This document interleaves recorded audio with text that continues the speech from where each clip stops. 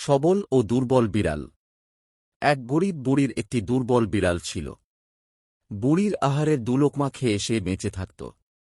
একদিন কষ্ট করে ঘরের চালে উঠে পাশের বাড়ির এক মোটাতাজা বিড়ালকে চলাফেরা করতে দেখে বলল, ও ভাই, তুমি এত মোটাতাজা হলে কি করো? মোটা বিড়ালটি জবাব দিল, এই বান্দা প্রতিদিন শাহী মহলে যাতায়াত করে, সেখানে চুরি করে পোলাও কোরমাতে ভাগ বসায়, আর কিছুটা অন্য সময়ের জন্য নিয়েও আসে।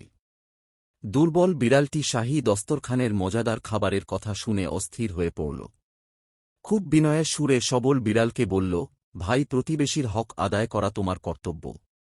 তুমি নিজে প্রত্যেক দিন শাহী দস্তরখানের স্বাদ লুটবে আর আমি কিছুই পাব না, একই ইনসাফের কথা। সবল বিড়ালটি বলল, ভাই, আমাকে এত কৃপণ মনে করো না।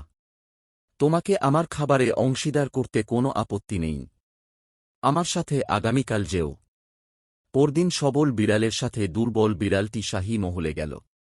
ওদিকে এরই মধ্যে দস্তরখানের আশপাশে বিড়ালের ভিড় বেড়ে যাওয়ায় বাদশাহ তীরন্দায় নিযুক্ত করে বিড়াল আসামাত্রই তীর ছুঁড়ে মারার নির্দেশ দিলেন।